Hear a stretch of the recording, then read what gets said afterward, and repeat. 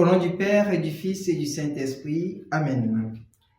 Ô Seigneur, envoie ton esprit et tout sera créé, et tu renouvelleras la face de la terre.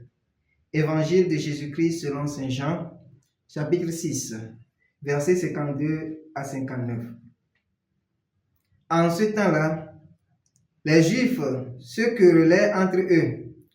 Comment celui-là peut-il nous donner sa chair à manger? Jésus leur dit alors, Amen, Amen, je vous le dis. Si vous ne mangez pas la chair du Fils de l'homme, et si vous ne buvez pas son sang, vous n'avez pas la vie en vous. Celui qui mange ma chair et boit mon sang a la vie éternelle, et moi je le ressusciterai au dernier jour. En effet, ma chair est la vraie nourriture, et mon sang est la vraie boisson. Celui qui mange ma chair et boit mon sang demeure en moi, et moi je demeure en lui. De même que le Père qui est vivant m'a envoyé, et que moi je vis par le Père, de même celui qui me mange, lui aussi vivra par moi. Tel est le pain qui est descendu du ciel. Il n'est pas comme celui que les pères ont mangé. Eux, ils sont morts.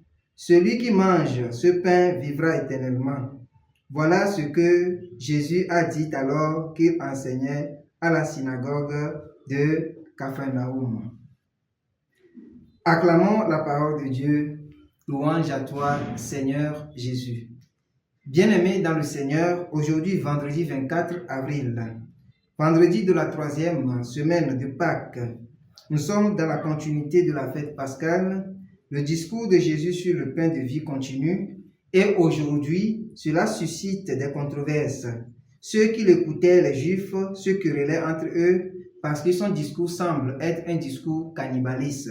Comment celui-là peut-il nous donner son corps à manger? Ils ont raison.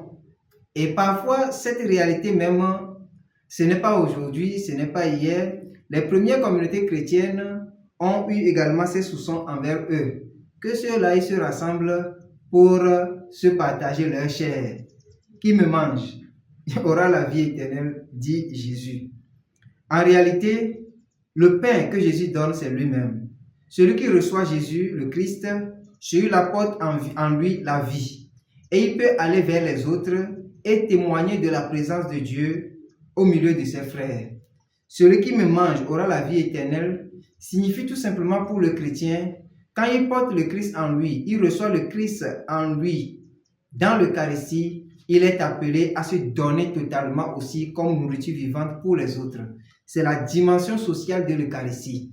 Si tu reçois le pain vivant, tu reçois la chair du Christ, quand tu vas vers les autres, tu deviens un serviteur au milieu d'eux. Tu leur apportes beaucoup de bien, tu leur apportes le soutien, et donc tu deviens un autre Christ au milieu de tes frères. Que Dieu nous accorde cette grâce, non pas avoir la conception de ce discours comme un discours cannibaliste comme les Juifs, mais comme une réalité du Christ lui-même qui se donne. Et une fois qu'on est tout le temps en contact avec lui, qu'on soit aussi un autre Christ au milieu de nos frères. Qu'il en soit ainsi pour nous, maintenant et pour les siècles des siècles. Amen.